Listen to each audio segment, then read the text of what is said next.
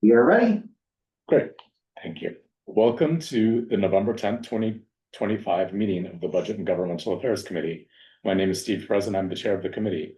Tonight, we are joined by Assistant District Manager Brendan Berth.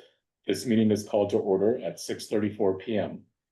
As a reminder, New York State law requires all committee members who are not able to attend the meeting in person to have their cameras on and their first and last names displayed from the time the meeting is called to order until the time the meeting is adjourned.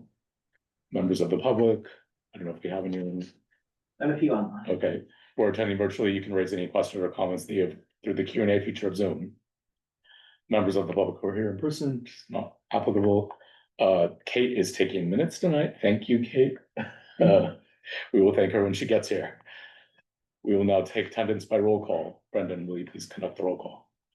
Committee members, I will call your names. Your name is called, please say present. I will announce if there is quorum. Tanya Arias. Present. Jim Collins.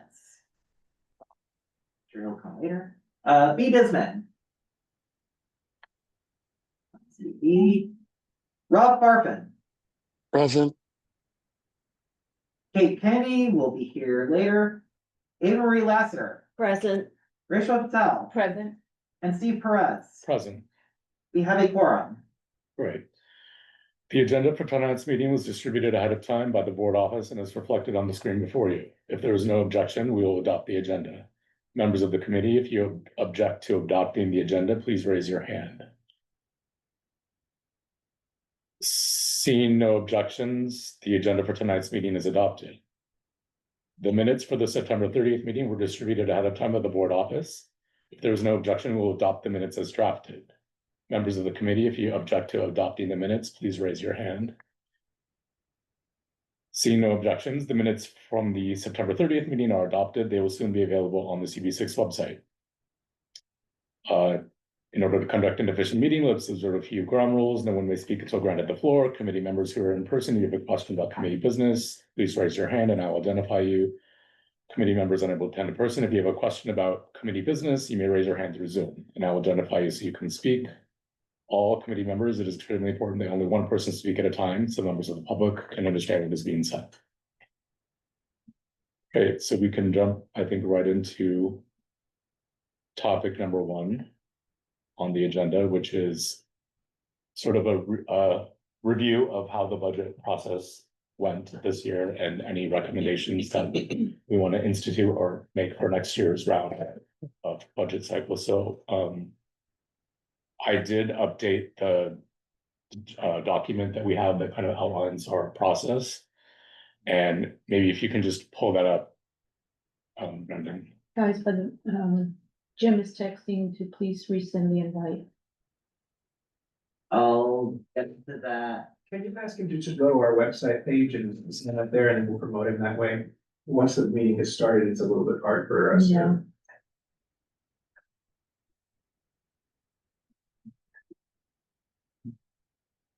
I can scroll to whichever. Yeah, I mean, maybe just zoom out a little bit so we can go to the parts that were changed.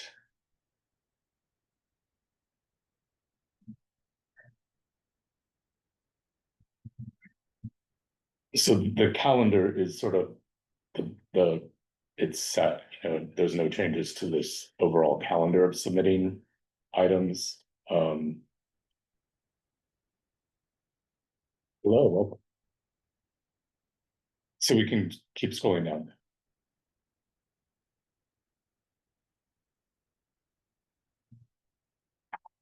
So where we ended up with once we cleaned out the budget request this year, we have 26 capital requests, which includes continued support, and we have 9 expense requests. So that's where we landed as of this month. Keep going. So under the guidance for drafting budget requests, the only thing that I did add here is that they should cost a minimum of $50,000. There was one question about that came up. I'm sorry, was that they should? Capital budget requests should have a budget of approximately at least $50,000. Minimum of 50. Yeah, minimum. Okay. So that was just another thing for committees to keep in mind as they're submitting these. Go ahead and keep going for a bit. So the rankings this was more important when we had a lot of requests. Hasn't necessarily gone the way we had hoped in terms of folks actually going through this and ranking. All the requests seem to come in as high across every dimension. So I don't know that I want to, I mean, right now it's in the form and the way we ask for people to submit this information in terms of how to rank their requests, but I would leave it here for now, just because if we do end up in a point where we end up with a lot of requests again, this should kind of be in the back of people's minds as they're looking at ranking requests. I Go just ahead. at the last meeting, there were certain quasi deletions that we were discussing. Was that settled at the executive meeting, that because Sandy thought that some people might object to certain things that we thought might be deleted at this point, so that was settled. At full board, It was at full. yeah, at full board, housing went back on the list Yeah. as priority number one. Good. So that was the only. Yeah, there was a vote Yeah. to amend the resolution we presented. Oh, Yeah. We knew that was So, I would just keep scrolling a little bit further, seeing there's one. So the only other thing that I added was that now we have a process for submitting budget requests, and there's a form that you submit. So, there's a link here. I don't know if you just want to open that. Click on the link, Brendan, so people can. So I you think just created this is new. No, it's, we created, I mean, You had it the behind? office created this, was that this past year. what all of you worked on last year, and now it's a link? Is that in terms of this form? There was always a link, but we If created. you click on the form, the part where it says CB6 budget request form, I think it's just hidden because it's, Oh, okay. I think I need to like. maybe open the hyperlink. We created a Yeah. form Uh-huh. to incorporate, because we were getting some requests that didn't often provide a lot of detail. We created a form to help people submit them, to help committees submit them, and also incorporates the rankings that the budget committee finds helpful. So it simply asks people to name the request, put in new, I mean, this feeds Yeah. into the Airtable, Yeah, which right? is- So it makes it easy for the office to enter this information. So if you just scroll down a little bit, you can show everyone what this looks like, but you select the type of request it is, which city agency it goes into, which, feeds directly into the Airtable and the way that it's organized. And then it says draft a blurb. So they're supposed to draft a blurb and then write their name. So we know where For did the this historic request record, come for the from? historic Yeah, record, yeah. because that was always kind of an issue where he's like, who came up with this? And years later, nobody knows. So, no one will take it. right. Yeah, it's a great form to have. Also, then you don't have to figure out, we're reading the summary, right? Like how, yeah. Where can I find that? Did I have it in my email? Sorry, That what- form that's up there, not that one, what you have in your hand. But this is just the agenda, Oh, just the the script, script. Oh, and these are my notes those are your notes. for writing. There's no handout for this. You're not missing anything. Not missing anything, all No. right. So it's a fairly simple form, feeds into the Airtable.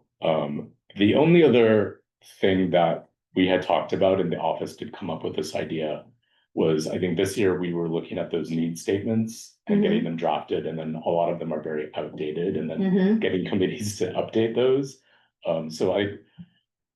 Now we've kind of cleaned up the budget process. Now we're looking at that need statement, and the office suggested that we perhaps ask committees to pass a resolution that with the language that they want to put in their needs statement.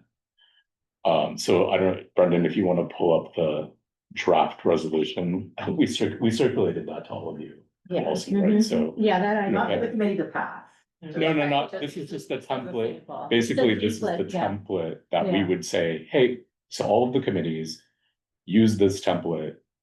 On the calendar, you can see where there's a period of time between January and June, I think it is, where it says committees should be updating their need statements. In advance of a September meeting, where they're going to pass it, or they could presumably pass the need statement even before that, but it has to be done by September because, that's the last meeting before, Our public the meeting. public meeting, so.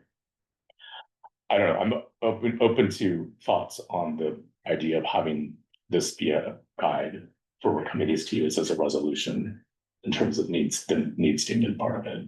I think it's useful to have. So people have an idea. I mean, I remember when I first got on the community board, and I looked at the need statement, you know, I didn't know exactly, but like I read it and I made changes to it. So I think this is helpful.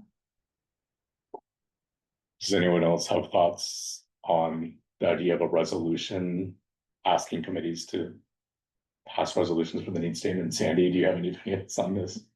My only concern is that, and pardon me if you've already discussed it, but, you know, it's hard to write as a group.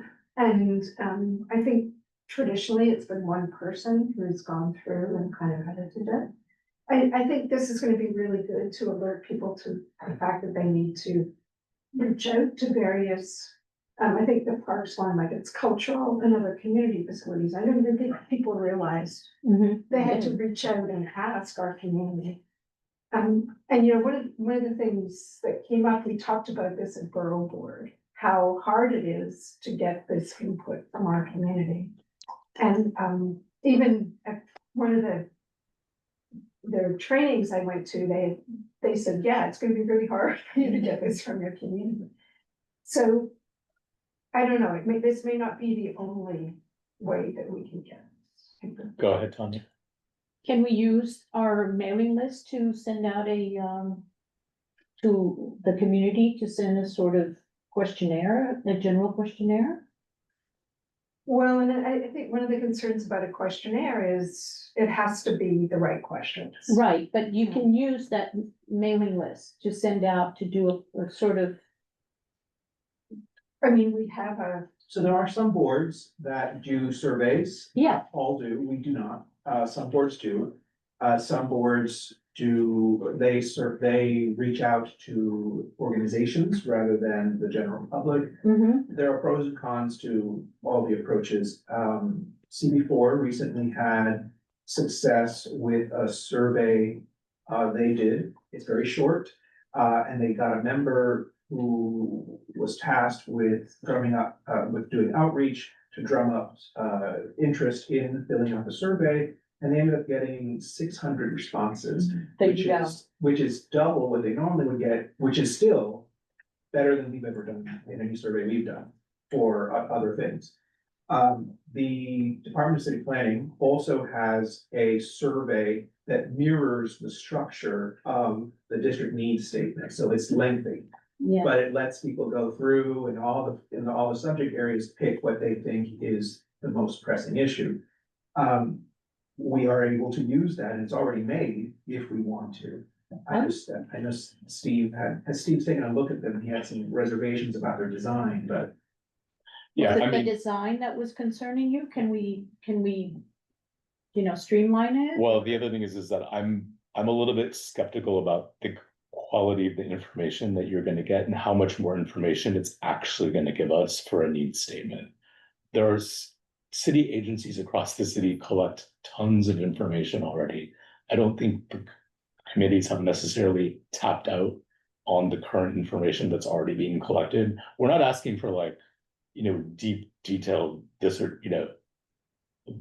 evidence here, right? It's for, and we as a committee, or we as a community board are a representative sampling of people who live in the community and should know and have connections to organizations and kind of are on top of a lot of the needs that are there. My concern about, number one, the way the surveys were designed, where they asked no demographic questions whatsoever. So you really don't know if the answers you're getting are in any way representative of any. I mean, that's kind of like one of the basics of survey design, is knowing who responded. And then therefore, second thing about it is that in the social media age that we live in, topics that just tend to be trending sometimes get a lot of attention, but are they the biggest need? So you can imagine 500 people saying, well, crime is the biggest need in our neighborhood because it's just so unsafe to be anywhere. And is that the reality of really living in our district? So there are a lot of different kind of ways to tackle it, and surveys are very difficult to do. Data analysis, costly. I mean, it's gonna require a lot of, like, if you just want to do like oh, let's get 100 responses and let's see what, I mean, I just don't know that that kind of a low level effort survey is going to give. So the kind of effort that you need to get a really good data out of would be something quite significant for us to invest in. That's mine. Anyway, Jesus. I think the matter of whether to do the survey or not is a slightly separate question from the question Steve initially posed about whether to use this for all the policy area sections of the district needs statement. I think it's worth a try. I think we've tried for a couple of years the whole, hey, there's this big Google Doc, everyone on honor code, go in there, fill it out. Like 5 people filled it out. And so that that's probably not the best way to do it. Sandy makes a good point, and we saw this with doing it this way about, is drafting by committee really the most effective way to do that? Probably not. But what I think can happen with these resolutions is, even with resolutions, there's generally 1 or 2 people that take charge in wordsmithing everything. And the office, we're pretty good writers, so I think we can help with that. Some of the board leadership can help with that. But what I do think needs to happen, though, especially with some of these written statements, the committee needs to provide guidance or an outline or something, some general, so that we're not starting from scratch.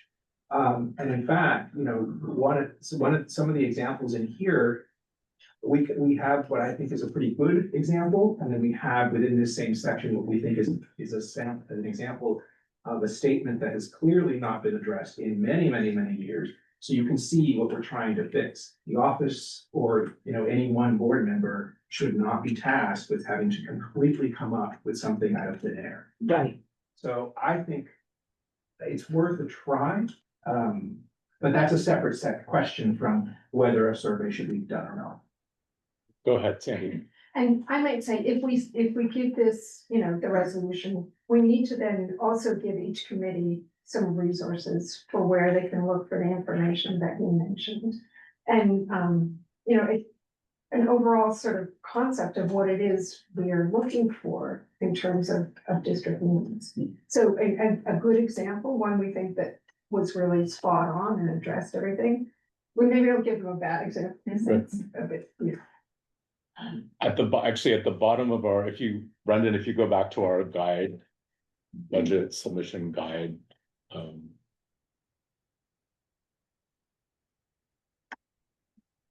And just to be clear, while Brendan's pulling this up, the big Google Doc with all the sections in it, it does have resources that the city agencies provide. Some of them are better than others, but that's what the agency provide.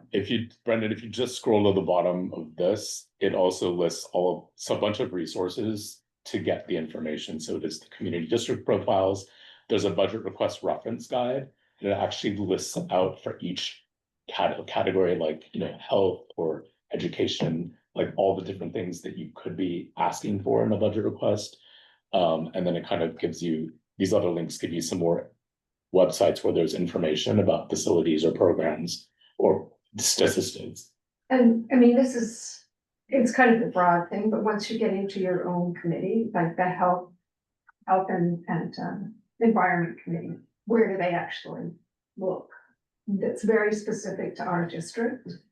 And so that's one thing, but I also think we should get people to look at what other districts have done.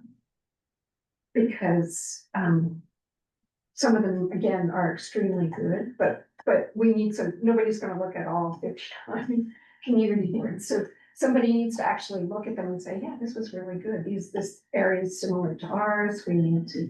Maybe that's the thing to do, to concentrate on areas that are more similar to what our community is like. Yeah, and we had done that a few years ago. We looked at just the Manhattan ones, the 8 and 5 is and what- 3 and 2, yeah. Yeah, I always think 7 is very. Okay, so 6, 7, Yeah. 8, yeah. Yeah. They're Yeah, I strong. remember looking at 7, but I definitely, yeah. 4 has amazing housing resources, Mm. but somebody, I mean, especially as we get more and more new members, somebody needs to put together like a cheat sheet for each committee. And I don't know whether that's, if the budget, if this committee can do that, or. I think it would be easier for each committee to, like, if I'm gonna start trying to figure out what the health resources are, it would be like the health committee should kind of know where that stuff, they should be further along than I would be to start to pull that together. And I mean, let's be fair, because people that are new or that haven't done it before, so maybe we just take as an example, one committee. And say, here's, here are the resources that this committee could utilize. I mean, and I don't think the budget committee ever asks for. Do they do a district needs statement? You guys don't, right? What do you mean? 'Cause, yeah, but there's no piece of this that Yeah. pertains to like budget, so. Yeah, and so you don't ask for, you don't have budget requests either. A start, Yeah, we do. a start, I'm confused, you're saying, like, in the need statement, we don't have a budget category, is that what you're saying? Yeah, Yeah. Right. Yeah, and there isn't anything that you feel is pertinent, any others that are reflected by speakers. Do we not, isn't there a line about how we want more money? that's, I was just gonna say. No, that's our budget request. We do have budget requests from the committee, but we don't have a need statement. Oh, that's not, Need. okay. Because they're, So we don't say in our needs statement, also we need a permanent. Yeah, community boards are as a city agency, Right. which we could. one good starting point would be, the document that we used this past year. As when they were provided by the agencies, a bunch of resources that specifically pertain to the subject matter area. For example, since people are talking about the health committee, they have resources that pertain to aging or to senior services and programs. They have links to, it's at the very, very bottom. They have links to the health surveys that are done by community district. There hasn't been one done in a few years. That's a budgeting issue. They have health and hospitals corporation reports. They have what DCP thinks is the most applicable to this particular section. So they do have resources there. Word of caution, some of the links broken, they were like that when we got them, but for the most part, they are there. I do not know whether any member actually went through and read those. I hope they did. But they do have those, and we can start with that. And the committee can provide additional links and resources if they want to. But yeah, this exists now, and we can easily put it into the draft resume to kind of guide. And where's this document housed now? This is like internal to CB6? Yes, it's just shared with CB6 Okay. members. And this is what for this most recent district needs statement that was submitted last week. This is the sort of the big Google Doc, and it has all the sections and tabs and everything that people were supposed to go and help update. And a few people did, most did not. I don't know if people noticed that they were there, but they are there. go ahead, Jim. I was just gonna suggest that, maybe we have that we designate the vice chairs of each of the committee to be responsible for their budget input. And that we, give them, all of the vice chairs, a seminar in managing this procedure. That's a good suggestion. I That's a mean, really good- some committees don't have vice chairs, but There's. They've got members that can be appointed, right? yeah. Yeah, The other thing is, before we start solving the problem, I think we should diagnose what the problem is. So I think perhaps at exec, we can ask the committee, is it that you don't know where the information is and that this would be helpful, or you just never got around to it? Which I suspect I is suspect, yeah. 80% of the folks simply didn't do it. I mean, go ahead.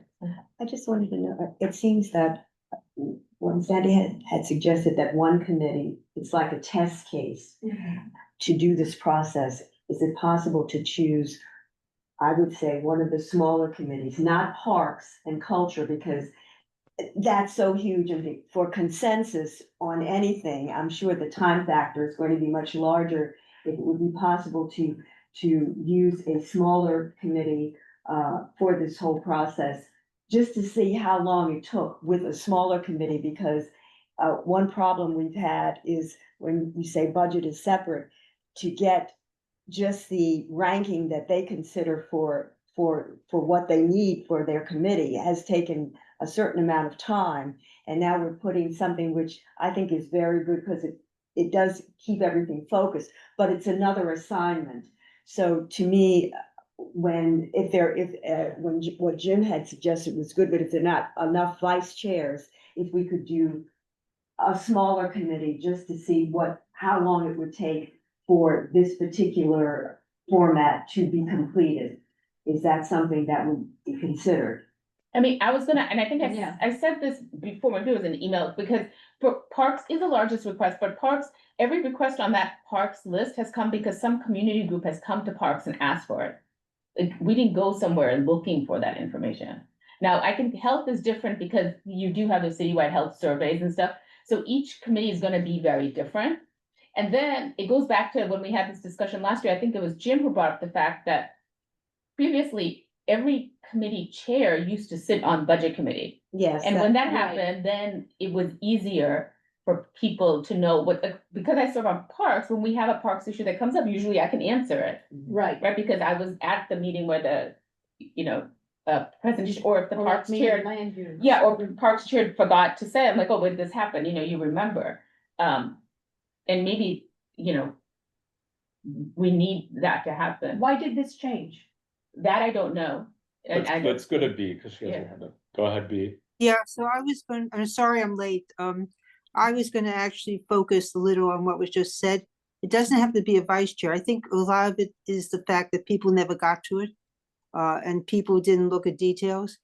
So it would be helpful if each committee designated someone that could work with budget to Yeah. actually at least start taking accountability and responsibility.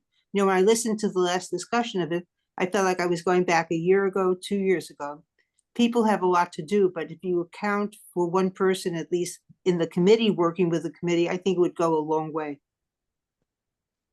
So the question I have is, and we talked about this again 2 years ago, like, our committee is pretty small, right? So you're joined, thank you for wanting to be on our committee, but can't we have, like, you're on land use, I'm on Parks, right? You're a public member, so what else are you on? I'm on public safety. You're on public safety, what other committee are you on? You. You, yeah, and then B's on transportation. B's on transportation, Jim is on land use. so 2 land use people. And 2 parks. I'm on land use too. And 2 Parks, so we don't have a health person, Right now. yeah. And housing, Transportation. someone is Nobody. B. B is I'm on- on trans. You're on transportation, okay. So that's up to me, and to be honest, it's a puzzle to No, go. And we've talked about it, I mean, for me, schedule wise, the other committee dates don't work. Yeah. But I personally also wish I could just join another committee so that I could learn what's happening, because I've been on these 2 for too long, I think, yeah. And it's partly, personalities, et cetera, et cetera.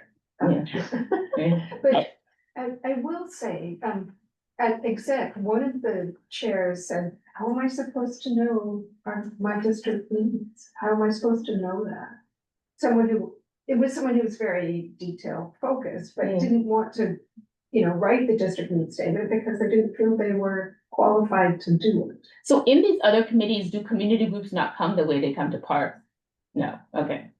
And frankly, parks, cultural institutions, I don't think do come. Yeah, they Land used to use when does, I yeah. first joined, and it's been less. And part of it was, remember we changed the name when Kyle became chair? We changed the name, and then I remember that people who joined the committee after me didn't even know we had a cultural part. Because I mentioned to someone, oh, that used to be my favorite part. Yeah. When the Morgan Library came and presented and stuff. Yeah, and I mean, I don't know where that was supposed to go, but we Yeah. didn't actually have a culture Yeah.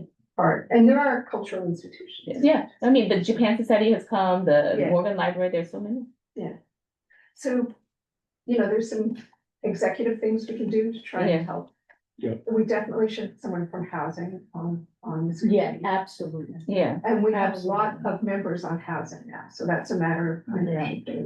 yeah, so we would just have to ask someone from there to join this. The but I think that idea of assigning it to one person, and if they don't know where the resources are, or if they need help finding them, maybe they come to one of your meetings and say, listen, I need some help. Yeah, so let me just sort of recap, I think, Mm. where we're in some of the, we do want to try this resolution. Yeah. I think it's a good idea. I don't think it should be just given to just one particular committee. I think we should try it and disseminate it. Some committees will run with it, others, we cannot predict where it's gonna work and where it's not gonna work. So I would say disseminate it to everyone, let them try it. It's going to formalize the process. Thank you, Jesus, because I think that was part of the confusion last year. Because I serve on one of the committees. It was not clear to me from that committee that what kind of was the process for updating it. So this makes it very clear. And I think once we set expectations, we may end up with a different result than what we did this year. So then let's try this. Let's have them designate someone. And we're all here happy to help them. If they want to come, I don't think it needs to be at our committee meeting. That can be a little bit, in the weeds, but if they want to come to me or to Reshma or Yeah, I'm happy to help. anybody, if you find we can help. resources. We can help them with Wait, and resources. we're also providing like a sample timeline, right? Jim has a Yeah. sentence, and I want to address the resolution issue. Okay, Jim, go ahead. Yeah, the other thing I wanted to mention is you said people have problems figuring out what the district needs are. One of the resources that would be an enormous help, I think, to everyone on all of the committees would be the district service cabinet, which is mandated in the charter and which provides the service agencies that provide services for this district. So for example, sanitation, policing, health, any number of things. And we used to have one, and they were quite vigorous back when I first started. And it seems to have faded away, but they used to come to our board meetings. I think I mentioned this to you. Yeah, you mentioned- Not to you, but I mentioned it to somebody a while ago. I'm gonna send a document that talks about the district service cabinets and how, they could help the individual committees with, first of all, setting up a realistic goal for their budget requests, and also explaining, why things are done a certain way and why they're not done a certain way. So I'm gonna send it right now to Brendan, Thanks, Jim. and he can distribute it. Okay, I think Sandy wanted to Go say ahead, something Sandy. about the resolution. In our bylaws, it says we speak through our resolutions. So once we have a resolution, that's all we're allowed to say. Oh, good point. So it's a little bit, and if we want to change it, then you have to write another resolution. So I think, this format, yes, it makes it serious, and it means that the whole board will look at it, but it's also going to be really restricted. And I don't know, like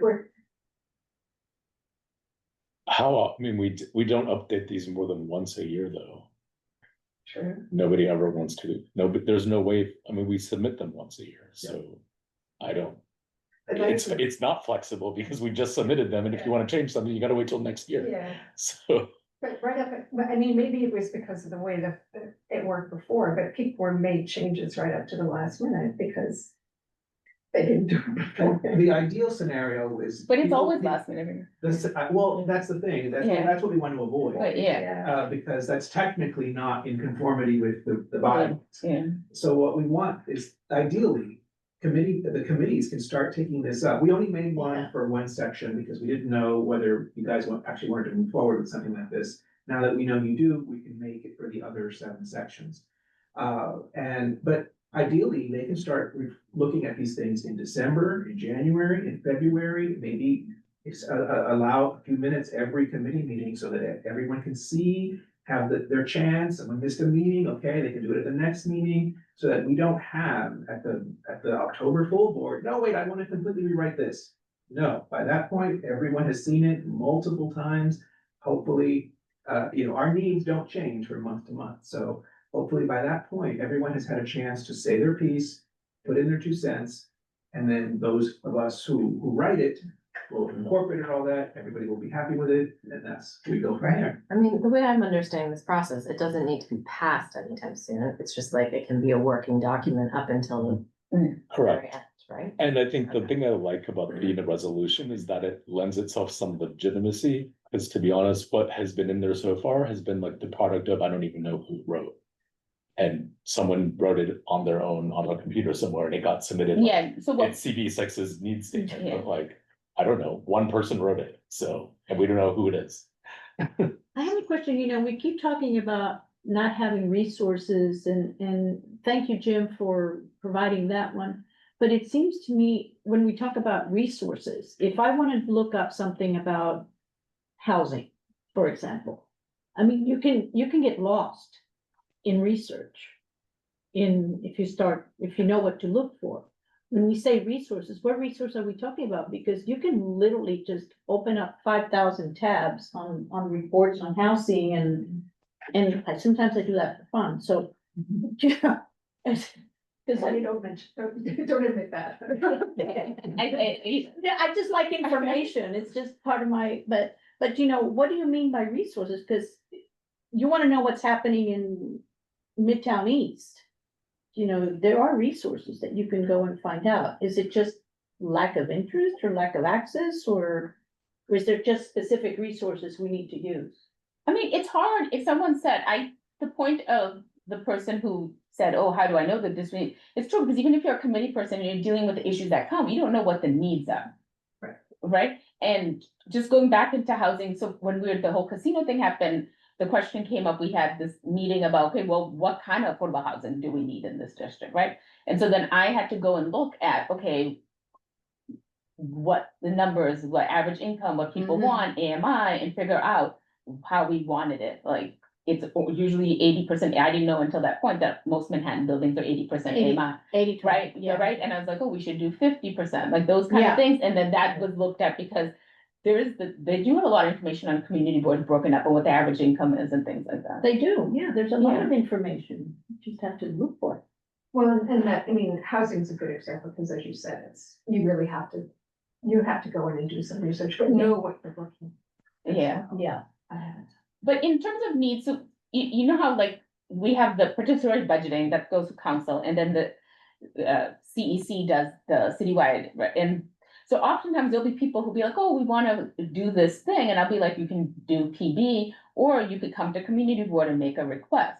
So if, maybe because CEC is reaching out to, because all community boards need to be doing that, they should be telling community groups that they should be going to community boards for budget requests.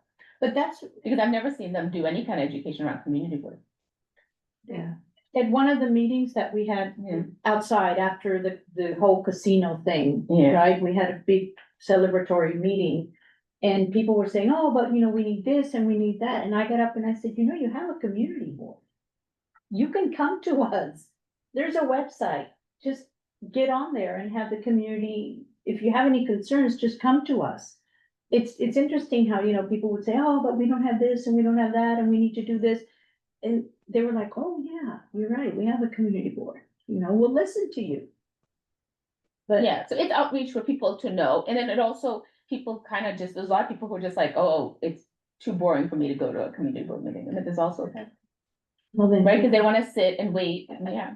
But this comes back to, committee chairs should be doing some outreach yeah, to their absolutely. constituents in some way or form or another. And sometimes it naturally happens, they're gonna be discussing topics throughout the year. They're gonna be reaching out to different groups to participate in those, and presumably they've chosen agenda topics because they are important for the district. So, there should be kind of that's why I said there is some flow of information coming in. I just don't think people have sat down to write it down in a way that it can be. Well, that's a good beginning. Yeah, That's a and it's good also start. harder though, like for land use, people aren't necessarily coming to you for land use, whereas a cultural institution, a Friends of a Parks group is gonna come. Oh, we had a big, Yeah. land use, we've had big groups. One thing I would say, I sort of see this process a little bit, not quite from the outside, but a little bit from the outside, because I'm not the member voting on it, choosing the things. One, I think that while yes, we do want the community organizations and the neighborhood groups and all that to come to the community board and tell us what they want, then we need to also really listen and really get to know what those things are, because then, once they're in this thing, it's not the neighborhood groups that are going to advocate for it. It is It's us. us, We right. need to be able to explain and to argue for why this thing is necessary, why it's a valid need. It's good for them to come, like, we had one particular request on tree grades. I had the darndest time trying to put that in because there was no place to put that in. I had to shoehorn it into the category. And I wouldn't be surprised, I Who would, took it out? Mhm. you It's know, not on the district, it's not on the budget request. I believe it I is. think it it's is. still It is. It's Not tree it, but- guards versus tree grates. Oh, the guards, I guess. Tree I get guards them are mixed up. tree grates are, we There didn't was- ask for them.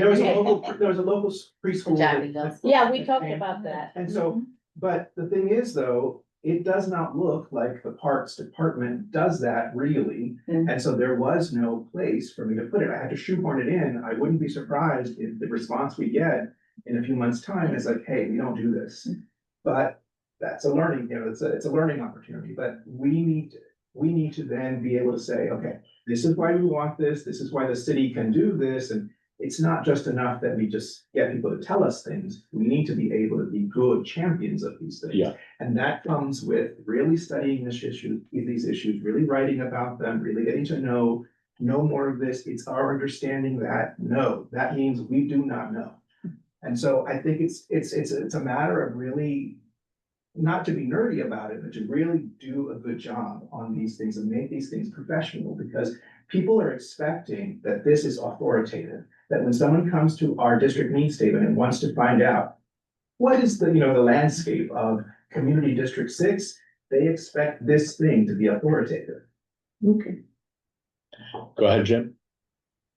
No, just with respect to what you were saying about the tree pits and what have you, that's where the district cabinet comes in. There's somebody from the Parks Department that you can reach out to. And also with respect to the housing data, the city runs, Bites of the Big Apple, which is a software program that has a lot of the housing data on it. I'll send you a file of it. I'm just converting it from Excel to Google Sheets. But as soon as I finish that, I'll send it to you. Thanks, Jim. Yeah, but I think that the thing is for us to, so not just figure out the resources, but have that continuum, right? In where the information came from and why it's happening, because especially given, right? For instance, when I joined the C6, you have Rick, you have Marty, you have Claude, like people who just knew because they've been around for a long time. We don't have that kind of historical knowledge anymore. Yeah, we're trying really hard to document Yeah. whatever we can. But again, that's why we need to formalize this process and not have it be Yeah. whoever decided to go into the Google Doc and edit. This looks like a good idea. We had some things that were just completely random. It's like, Random. clearly this had not been discussed at committee. We couldn't put it in. Yeah. And there were some sections, well, in the Parks Department section, I had no idea what they were talking about. And so I could not in good conscience put it in. Thankfully, that was an optional section, so we just left it blank. But I had no idea what they were talking about. And so that's what we need the committee to tell us. If you say that it made reference to 2 important museums in this district. Okay, what are they? I can think of one. I can't think of I guess I didn't read that part. What does that mean? Well, I think this is really why we need a member of each committee here. We really do.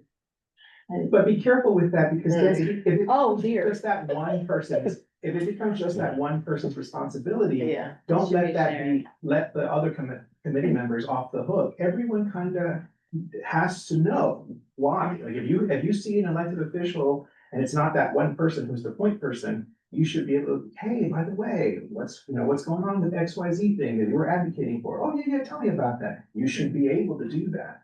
And Nothing against the members of the Parks Committee. It's because nobody knew who was supposed to be responsible. Oh, Right, You know, it's like, I thought you did it, I thought the chair. Yeah, yeah. I actually agree. I don't think it's structurally the composition of this committee that is the Mhm. major problem here. So, Yeah. I mean, this, yeah. from what I'm hearing as a new person, like this seems like a good first step to see if these reforms. If this try works in terms of getting a better result by the time we need to submit our needs statement. And we'll learn a lot in this process, right? So I think it's a worthy try. And we'll find out what works, what doesn't. And maybe in the end, it's not a resolution, it's the format. Right, well, Or I think some that's other- exactly it, is right, it's a thinking for, Yeah, it's a working document, we're yeah. not, no one's trying to pass anything next Right. month, it's just like a working, so that then by the time you have to submit it, it's already Already. formatted in the way you want, and it can just be Yeah, added if- in, right? if these are all, you're gonna have 8 6-page resolutions.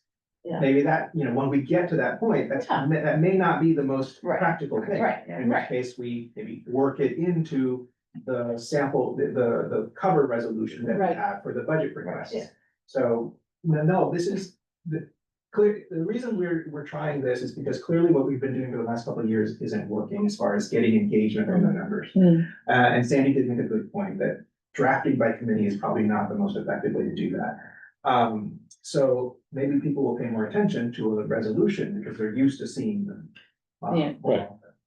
And typically resolutions are not drafted in a committee. Someone goes and drafts it. Right, And then and then- brings it, to Yeah. one or two people work on it, and then everybody opines in committee about any changes to make. So that's the way it should go. Brendan? Yeah, one sort of piece of encouragement to say perhaps is in my observations, the district needs statement portion of the district needs statement and budget requests has been a bit of an afterthought, I have found, with the budget requests themselves getting more attention. So just like trying to put more attention to the district needs statement, is an important step, and like getting the committees to actually do that and change their habits, so that way, they pay more attention to this, may take some breaking of old habits, and it may take some time, but it's good that we're trying to get more focus on this. Go ahead, Ava Marie. Actually, this is related to what Brendan just said. I'm very concerned because of scheduling and time factors. We've had difficulty in terms of budget requests coming in and the ranking and so forth with each committee. And now this is an additional assignment, which I think is very good because it makes it more focused. But I think that there should be a tighter scheduling for whatever is submitted from each committee regarding their own need statement. Because I think that from a time factor, it's going to interfere or extend what they have to submit in terms of budget requests. So as Brendan was saying, to emphasize this is needed, but not only that it's needed, but I think that I know you gave a certain number of months that possibly they could work on it, but I think that it should be a tighter schedule so that it actually does not coincide with when they have to submit their budget requests. There has to be a tighter schedule, because we've always had a problem with time in terms of what they submit to us for us to consider the rankings. So I'm in agreement with you with what the importance, but I think that there should be a mandatory time schedule that might be a little tighter in terms of their submitting for each committee their needs request. When are you asking for it to be done by? Let's go up to the calendar again. I think it's, I mean, it should probably be June. yeah. It's the first page of the guide. Yeah.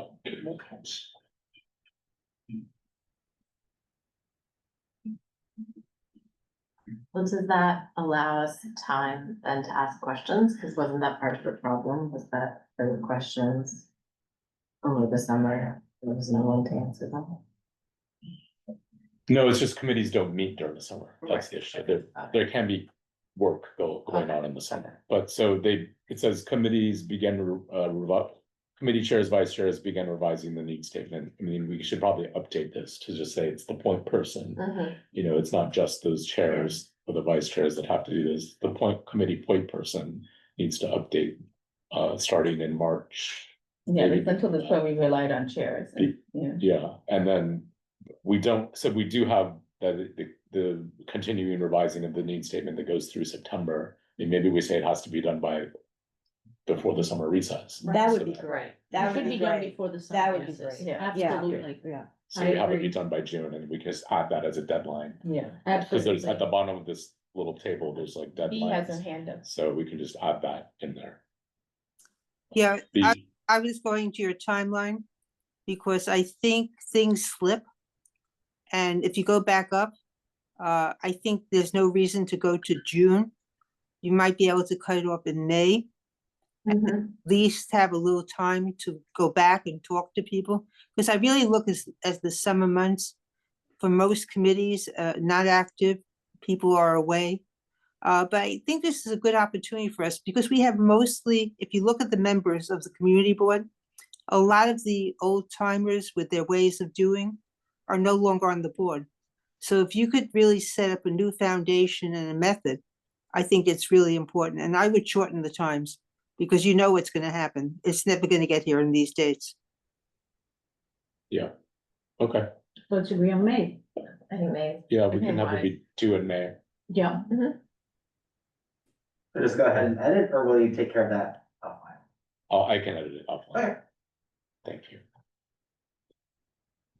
Any other comments about budget requests? So just to be clear, the office will take this and use this as the model for making a sample reso for all the other sections of the budget district needs statement.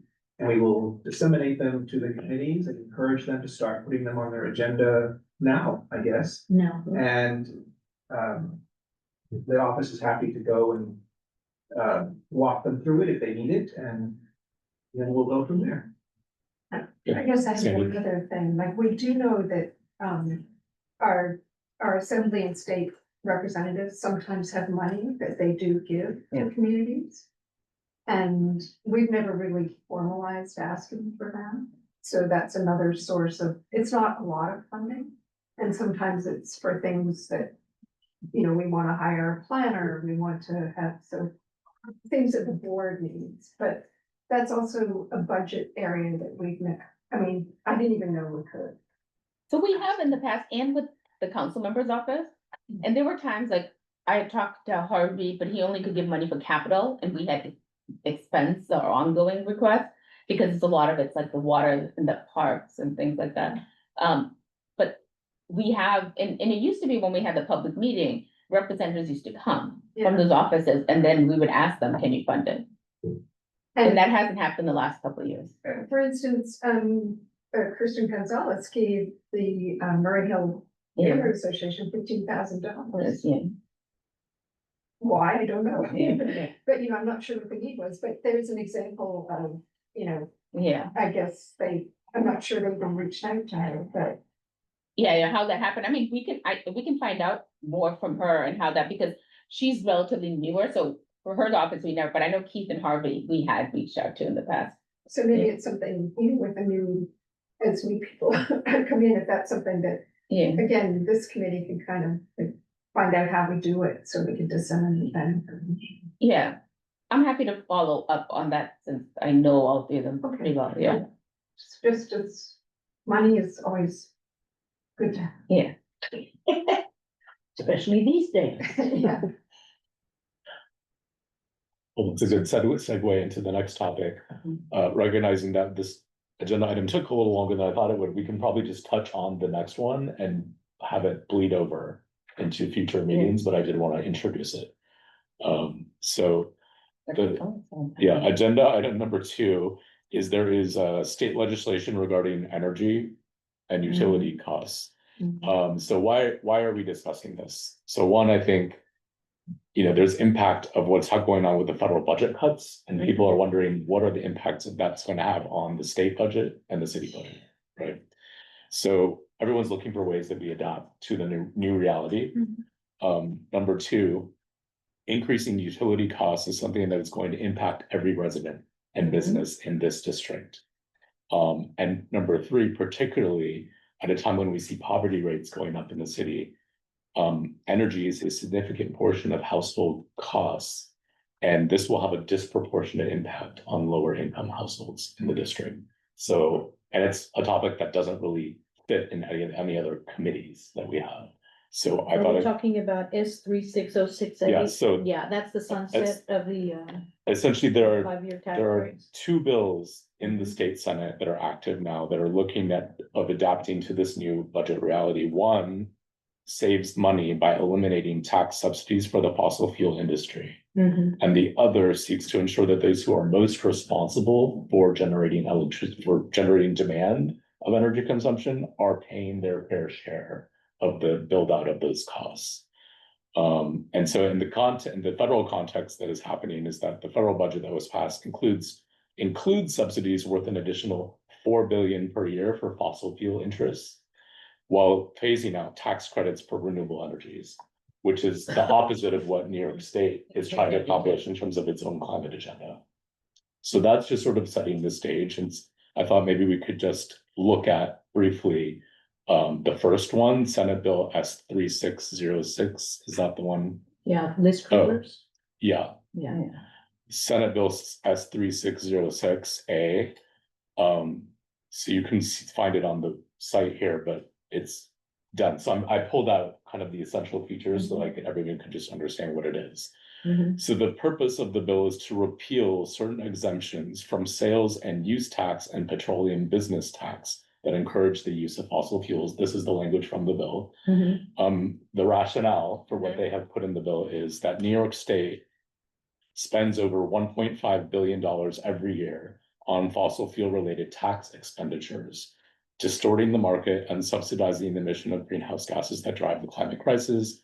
Some of these tax expenditures may serve a compelling public interest, such as offering heating assistance to low-income New Yorkers. However, a significant portion of this spending serves to prop up outdated industries or reward energy inefficiencies, leading to double costs for taxpayers.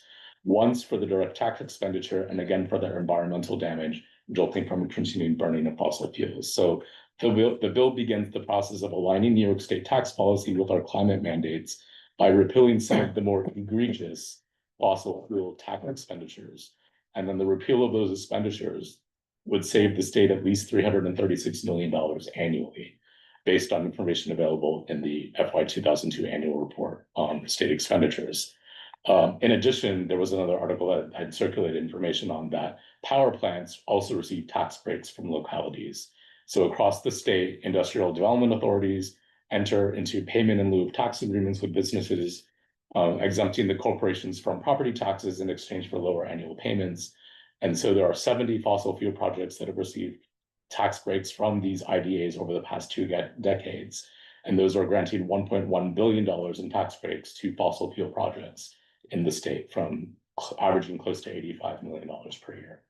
So that is just kind of like the overall purpose of the bill and like what it's trying to address. And I just wanted to open that up to comment or questions. I have From the 2 group. comments. Go ahead, Tanya.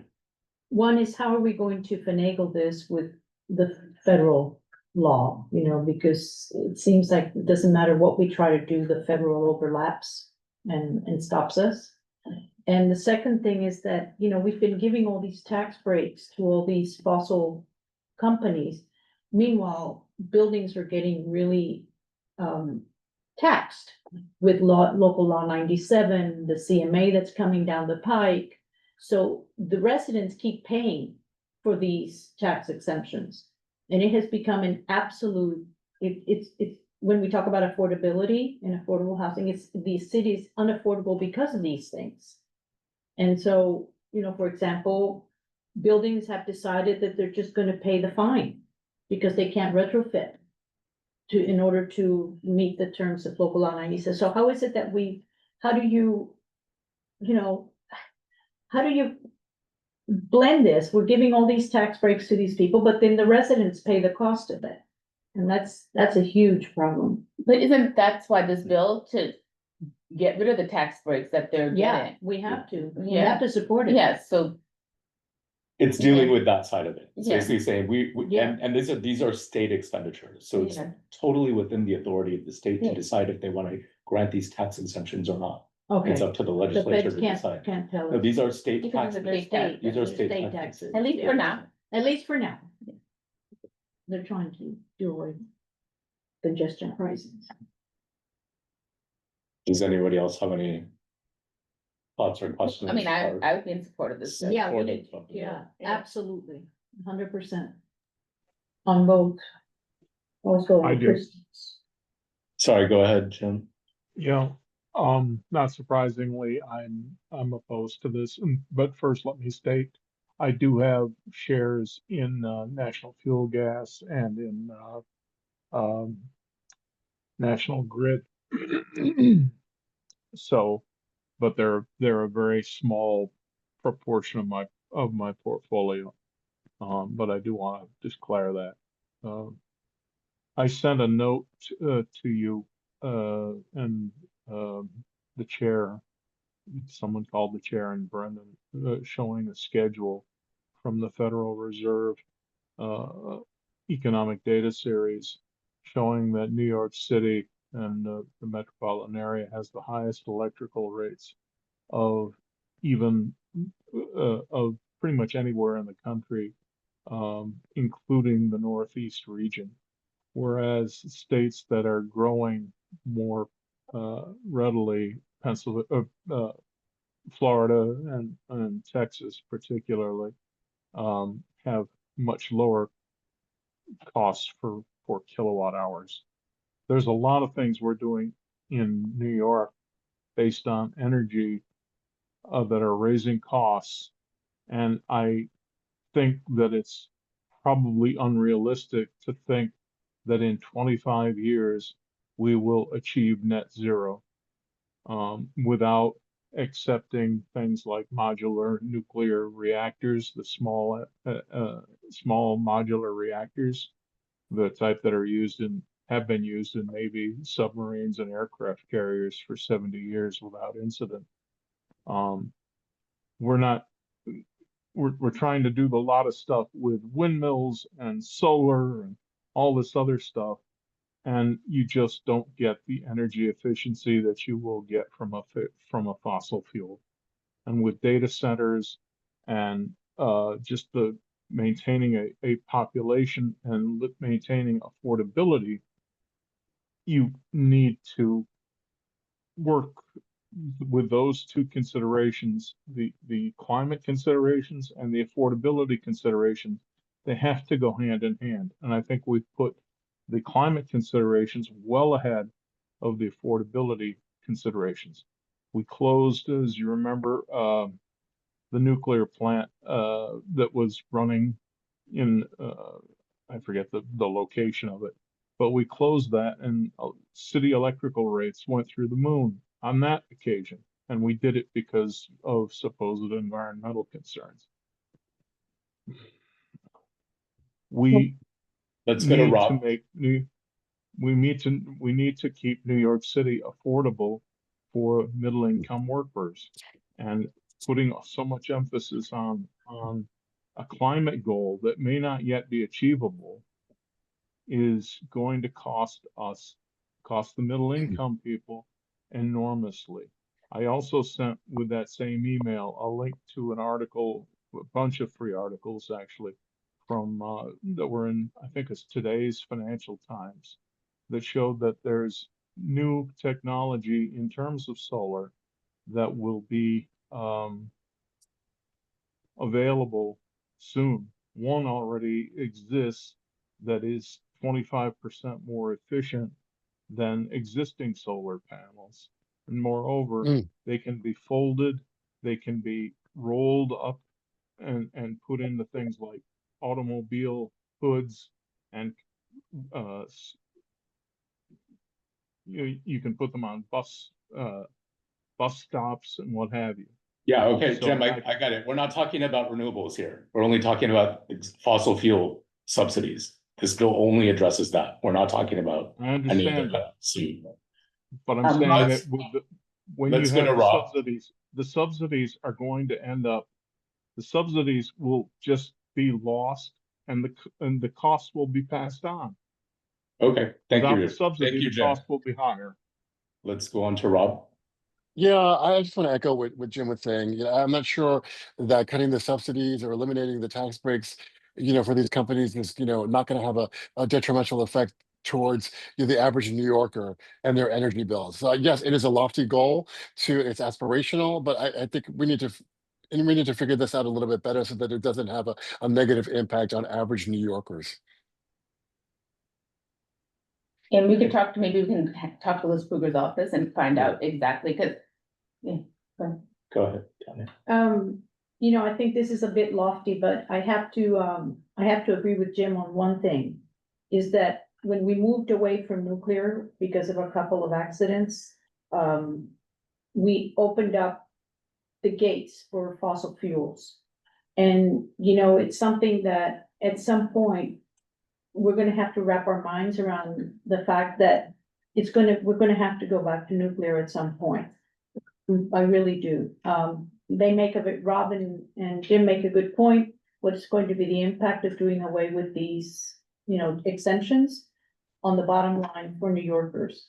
My concern is that, we're doing all these exemptions, but at the same time, we're squeezing the residents on the other side. But I do agree with Jim that the solution here worldwide is gonna have to be nuclear, well-managed nuclear. We've come a long way since the 1970s and the 1960s. In fact, the rods are actually able to be reused. And so there's a lot that could be done, but that's for another day. Well, there's several articles written recently that saying that's one of the few things that both people on the right and the left agree on, is that we need to have We nuclear. have to go back. So I think there's even talk of nuclear energy in New York. Again, this bill is about the subsidies. And I guess the question I have, and maybe we ask this of Liz Kruger, is we're subsidizing the industry, but what if, so maybe the costs do go up, but why can't we give that money then to individual homeowners? Yeah. Or residents who need Right. that money as a subsidy? Why are we giving it to the companies? Yeah, I think that's a question for the Yeah. legislators about what is the impact. Yeah. Go ahead, B. So I think affordability really is an issue, but I don't think this is a state issue alone. And I guess the concern I have is in the environment we're in now, with the federal executive orders and the fossil fuels. I don't actually see this as something that New York State, that the federal government would ignore if these types of incentives were eliminated. I think this is one area that you've seen the debate nationally. This is going to be one of the big conflicts of fossil fuel and climate. And I don't know if there's enough details here to say that this bill will actually achieve what we want it to, which is reduce costs. Got it. Thank you. Go ahead, Jim. Just one other point I wanted to make. This applies to non-highway diesel fuels. And farmers, as you likely know, tend to use a lot of diesel fuel for the running of their combines and other farm machinery. And the thing with it is, any other industry, pretty much, if you have an input that goes to an end result, you don't pay sales tax at that level. So it's almost like a manufacturing exemption, in my view. And you're singling out the farmers. I mean, not a big consideration in our district, but you're singling out the farmers and treating them differently than people who are engaged in other productions, manufacturing activities. That's the only point. Okay, thank you. Yeah, the only other thing that I will mention is that when I was gathering all of the information to send out for this, I could not find any group or policy paper that was arguing for keeping the subsidies. So although there's some, I mean, I understand some of the concerns, but those concerns are not being voiced by any group that I can find. I would ask the committee to maybe go and look and see if maybe I didn't find them, but I'm surprised that if these are actually concerns that nobody is coming out and saying, no, please keep the subsidies, we need them. I couldn't find any articles on that said that. So. Is the reason that we're discussing all this information is because this committee is supposed to do something, a resolution or some sort of action to present to our state senator or the assembly person that represents us? Is that why we're discussing this tonight? We could, we don't have to, but yes, we can pass a Because resolution in support. this is all important information, but to me, then it comes to an action. So is that what it'll lead to, an action this committee is going to take in that form? If we would like to, yes. I would like to, because I think we're having a very educational situation here, which is very, very valuable, but that I think the committee should take some sort of action in that way. This is very, very valuable information, particularly with the subsidies that you're presenting. So that's just my question at this particular point, what we do next with what we've discussed now. Well, it sounds like we need more information from the legislators who are sponsoring Yeah. the So legislation. I would make a recommendation, given people's comments, that we Yeah. invite Liz Kruger or someone from her office to come and tell us why she thinks that this bill is needed. Go ahead, Brenda. Also, since one of the bills is from Kristen Gonzalez, maybe we Yeah. should also, Oh, Christopher, yeah, Yeah, the other one was Gonzalez. yeah. yeah. We didn't get to that one. Yeah. We'll shift it to next time, but Oh, okay. yeah, I'm just saying, Okay. but yes, you're right. There are two different sponsors. And then Kristen Gonzalez is also a co-sponsor of the other one. So So we could reach out to actually, I mean, either one of them to come or both to come. if one of them has a rep or send someone from their office who can, I think that would be really great. that may be helpful for next time. Yeah, Okay. Great. That was just an intro to that, and I think we'll set that up for next time. yeah, so Brendan, since I'm gonna talk to them about the money for budget requests, I can also ask about coming to speak, or do you wanna do that? It doesn't matter. Okay, As long as it happens. okay, Still be talking with Kruger's, Gonzalez's. the office? Gonzalez office, yeah, Liz Kruger that wasn't gonna reach out to. Okay, Yeah. but I can reach out to Kruger's Yes. office. Okay, so moving, is that? Folks are done with Yeah. that for now. Okay, so under next is chair's report. I just wanted to review where we were on some of the past business that we've had taken up as a committee. We did pass the resolution supporting moving municipal elections to even numbered years, but as you all are aware, that ballot Yeah. initiative failed. Because it was Because rejected. I was gonna bring Yeah. up the measures. Yeah, so that one was rejected, which Which is. a little surprising Yeah. because I thought the housing ones were more controversial. Controversial, yeah. But anyway, in any case, I think, yeah, the Yeah. results were surprising.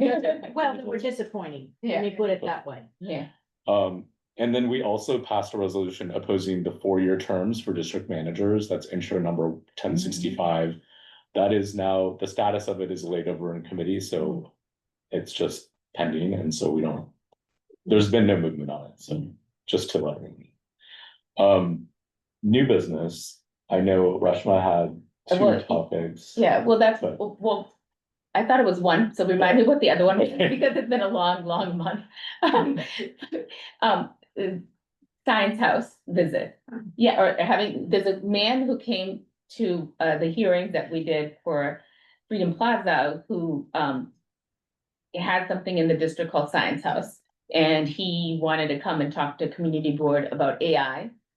And we thought that this committee might be the best one to come and talk, and it's more about use of AI, educating people on AI, and some of the other committees like housing might be a good co-sponsor for that meeting, because it'd be very helpful to anyone who has large amount of data to shift through.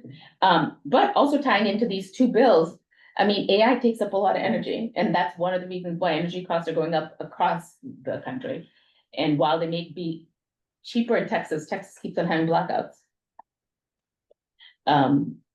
Okay, do you know what is specifically about AI he wants to talk about and why the community board?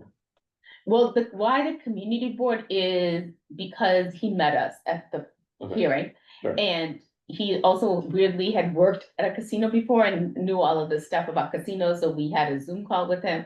And I have met him like 10 years ago. I actually went to Science House for some event too. So we actually thought he'd be a good person to join the community board. And then he was saying, oh, I'd love to come and talk to you guys and just tell you about the work he's doing and about AI and educate people about AI, because the general feeling is that people are afraid of AI. Hmm. Right, is that a good summation? Yeah. Yeah, It may be, a bit of an advertising yeah, thing for him, but yeah. it seems that he was genuinely interested in helping us to analyze data. Yeah. I think I'd want a little bit more information Yeah. before we give him So I a can, platform here. Yeah. yeah, We need If he could come up with. specific. yeah, we definitely Yeah. do, because we had a 2-hour Zoom call that could have been 30 minutes and an email maybe even. Yeah. That could turn into a 4-hour meeting. Yeah, You But I- could just give us a sort of. yeah, so we'll follow, I mean, I'm happy to follow up on that and CC you on that Mhm. email and we can do that, but this was just to Yeah. bring it up that Okay. if you even want to do it in this committee. And we could give him the agenda Yes, as well. yeah. Okay. Yeah. Can I just ask a question about the measures? How is Sorry, what measure? the measures on the ballot that passed in regards to the city charter? Go ahead. That's going to impact your work, isn't it? Quite a bit? Well, yes, because there'll be ELER and ULER both. Okay. Yeah, and most likely though, it will be in the districts other than ours, just because Right, our projects tend to be bigger, but yeah, right. If it's 30% bigger than it would have been, yeah. then it has to have a ULER. Rob, go ahead. Rob, Yeah, I wanted to go back to the topic of AI. I know there's been a push nationwide really for companies, AI companies to build data centers across, the country. And they need a lot of space, and the community have been pushing back because there has been no consideration, no give back to the communities when they build those data centers. They're just taking from the land and from the water. But there's really a pushback because they're not giving back anything to the community. There is the jobs and the infrastructure they're creating, but long term, there's a question about what they're giving back to the community. So that's would be a good Yeah, topic to discuss as well. yeah, I think that kind of goes more into the That's- second bill, which That's Yeah. we the bill, we yeah. didn't quite get a chance Yeah. to talk about today, Yeah. but we can do it next time. Yeah. Um, And then what was my second? thing that open was- meetings law. Oh, You yes, wanted I to- forgot about that. So I wanted to propose one of the things again that came up during the whole Freedom Plaza thing is that interestingly enough, open meetings law, you can go to a public meeting with a T-shirt or a hat that advertises something like Freedom Plaza on it, but you cannot come in with a homemade sign that says something on it, yes. Oh, Which so, I thought was so if you unfair. want to make money, and so, in other words, if you're coming in on a T-shirt, you could actually be promoting your own company. But Yeah, just the citizen making a sign cannot come in. yes, and that bothered me exactly why, I because see. the average citizen perhaps doesn't have the money to print a T-shirt. And I just wanted to say one thing about AI, what Rob was saying, because this happened to me last week. I was in a phone meeting where one of the participants was AI, Oh, and that was quite an experience. wow. And I've never seen it come to that point, of course, in factories and taking certain jobs, but to be in a meeting and the participant is AI, that was. Who was the Was it participant? Was he participating? supposed to, who was the person supposed to represent the? Was it a note taker or was it actually? No, it was a participant. And Wow. one thing, and I actually went on Forbes and I went on Reddit to read some more information about this. And that in some cases, there are certain businesses that particularly if they are in the recruiting business, there are recruiters that are placing corporate ads like on LinkedIn, and they get respondents But once they look at the resume, they contact the person and they do, certain screenings, for initial interviews, using an AI interviewer. And what they're really doing is there's not really a job. They're gathering the data on the applicants so that they can then go to a corporation and say, look at all of these qualified people that we have, and they want the corporation then to become a client, where so that there was never a job, but they've gotten all of the data and resume information from particular people who are, many people in the corporate area that are seeking employment. So it's a warning, but that it was also in information regarding LinkedIn that a lot of people use. But I found it very interesting that that one of the participants in this phone meeting was AI, so that when we gave What function was this AI person serving in the meeting?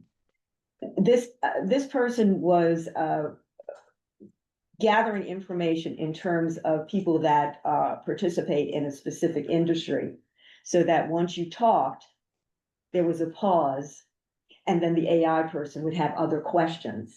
But it was very interesting to have this as a So they were doing person, data as a collection. person, I'm sorry, and What you a knew, freak. they learned, and they warned her before the meeting that there would be, Yeah. it wasn't a surprise, but it was very interesting to have that interaction. So I would be very interested at that point if this gentleman is going to. Yeah, I mean, one of the other things we could do is, because there are two AI bills in, that were proposed by Alex Boris and Kristen Gonzalez also, because part of the reason why AI can do a lot of stuff that perhaps is troubling to people is because we have no guardrails on it, Yeah, there's no guard. right? And that's why they're presenting this, and we haven't discussed those bills, we could discuss those bills. But if we were having a phone meeting, that could be present in our meeting. You Well, know, we have meetings weekly with our engineer and our local law 11 people, and there is an AI.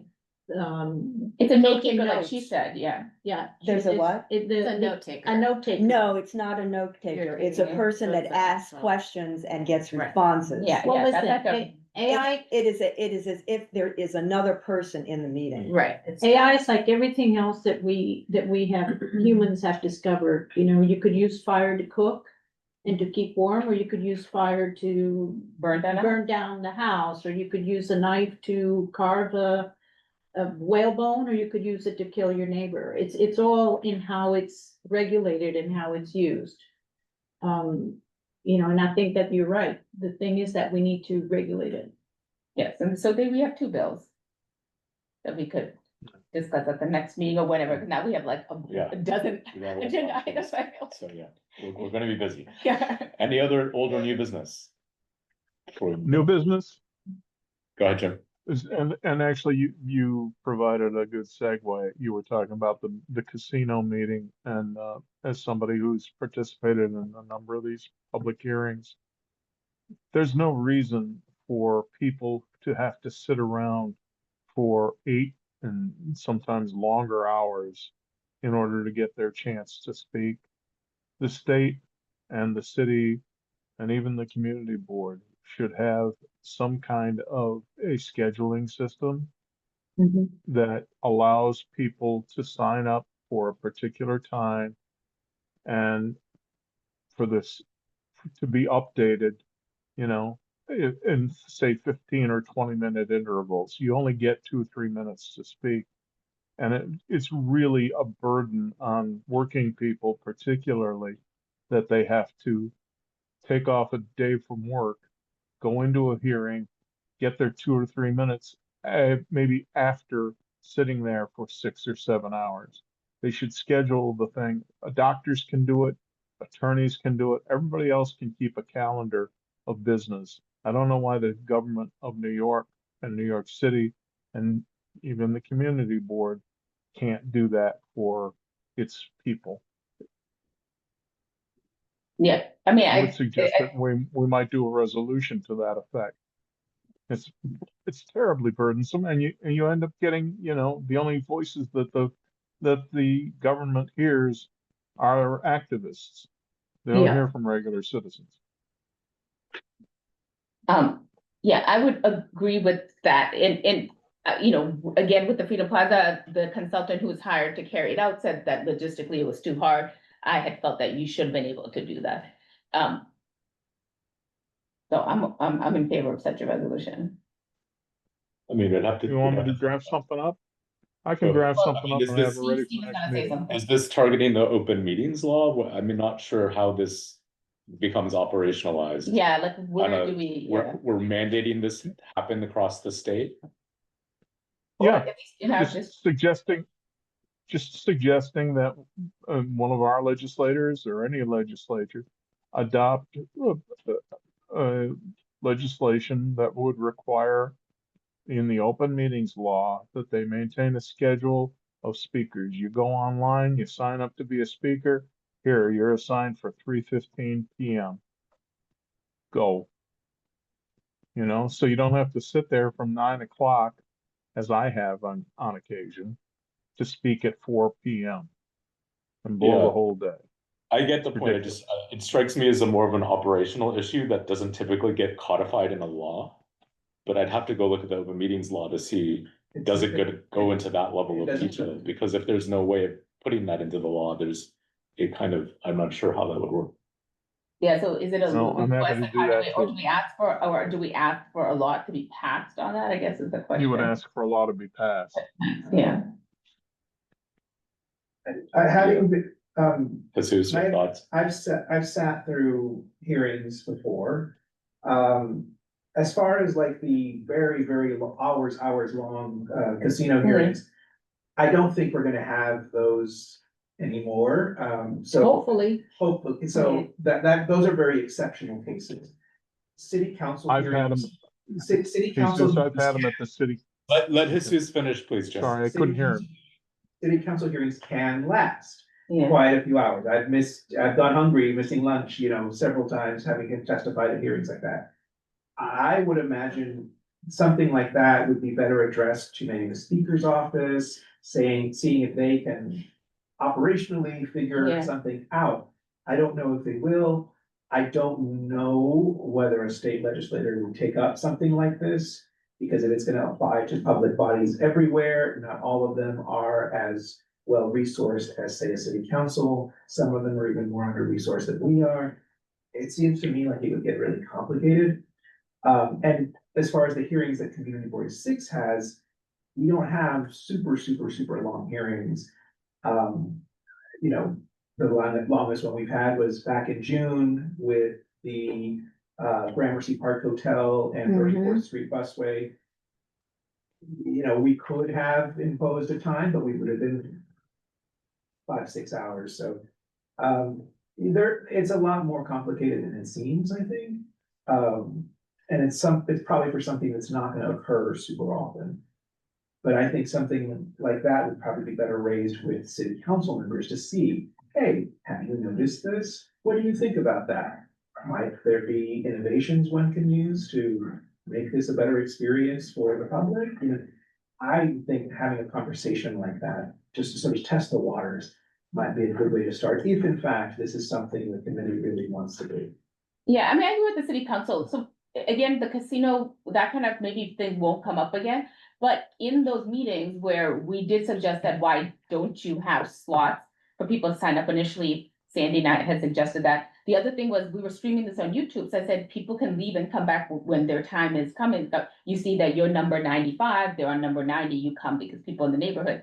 But the consultant who organized it didn't want to do that. Once people were in, they're in. If you're not in, you're not in. And the mayor's office and the governor's office were the two that pushed back on our request to allow flexibility. and the mayor's office and in whose office? The Governor's governor's, office. well, of course. Of course, I agree Yeah. with Jim 100%, because you They were the remember, I ones who was pushed one back of on the the, signs thing. I was one of those people that spoke. Yeah, And had to sit there for hours and hours, listening to all of the Mohegan Sun yeah, and all of the. 30,000 employees. So, yes. yeah, and it is very disconcerting, and it's very it really demoralizes the people in the community. The people in the community were really angry. You remember, we used to have to keep telling people to be quiet, because people were just screaming, give us your zip code, just why again, another Mohegan? And it is, I agree, this is just not good. The community gets pushed aside. The good news is that we put together that petition on Yeah. change.org, and we managed to get almost 9,000 signatures. But it was harsh. It was harsh, people were really angry. By the way, I was one of the ones that said, don't bring signs. Yeah. Well, And I refused to use a sign. Yeah, But, yeah. No, and it's fine, you just shouldn't be able to wear a t-shirt either, that has No. something written on it. perhaps there's a larger topic, which is just open meetings law, Well, and yeah. then we can figure out what kinds of things can fit into that. Because I know this board has passed resolutions about open meetings law. We would like to be able to do Yeah. Zoom. Yeah, That still hasn't gone anywhere, so perhaps we come yeah, back to yeah. that. I mean, yeah, I don't believe that anything we propose will actually get through, but I think it's worth proposing. But under the, Yeah. the umbrella of like Yeah. open meetings law, what are the things that we might wanna see different? so we have to go to city council. The best way. Yeah, that's different because open meetings law, we're talking about the state stuff and then the state, Brendan has. Yeah, Oh, I'm okay. basically what Rachel said, so any reforms to the open meetings law, like, that has to be passed at the state level. Yeah, Any reform, like, any changes in terms of how city council hearings happen, that's city council. City council doesn't have to follow the state open meetings laws? No, the state open meetings law does not say anything about how you conduct a hearing. yes. It says Okay. about how you must, notify the public, if there are minutes need to be taken, things like that. It doesn't say you have to have a reservation system, you have to this, you have to that. It doesn't say anything about that. I also, it doesn't say anything about signs and t-shirts, and so I'd like to see So, where. I'll send you the email that the lawyer from the governor's office sent. Okay. Yeah. But, not in the open meetings law that I've read, it doesn't have any of that stuff. I, don't know, like, maybe I can be a little negative, but I don't know how keen they would be to start putting more intricacies like that into the open meetings law. Yes, the thing about the Zoom, that's clearly in there, that wasn't our idea, Yeah. so that was the governor's law, the governor put that in there, we advocated for it. You can certainly bring that up again, certainly, so you don't forget about these past residents, but, that's these other ideas are a little bit more outside the box. Yeah, yeah, and it would be hard to pass just because the Zoom, as we know with our experience with Zoom, but it was really hard, but worth, I think, raising. Yeah, We did ask, we had a meeting with, Assemblymember Boris's office, Yeah. and it was at our urging Mhm. that Assemblymember Boris, put forth this piece of legislation. It hasn't really gone anywhere. Mhm. But we asked, so are you still pushing for this? And his office said that he is. Granted, we don't know how much longer he'll be in that position, also, I'm not sure. There are some people on the board now who still think that maybe the old fashioned way is best. So, I don't know, if they're in the majority, but, so it still will be a point of conversation, but at the very least, that is in the open meetings law. And that can easily be undone by the community board if it wants to. Doesn't need to be done through a state. The community board doesn't want to do it anymore. It can be. yeah, so it's better to have the option, open meetings law, and I think it's worth bringing that up again, especially given, as he said, that there will be a new person in Alex's seat next year. Maybe. Maybe. Oh, but he can't run for both then. Oh. So he's definitely gonna be. All right, so it's 8:07, so Okay, let's yes, yeah, maybe, that's. any other things that anyone wants to bring up? Okay, seeing no further business, we are adjourned. Well, this was fun.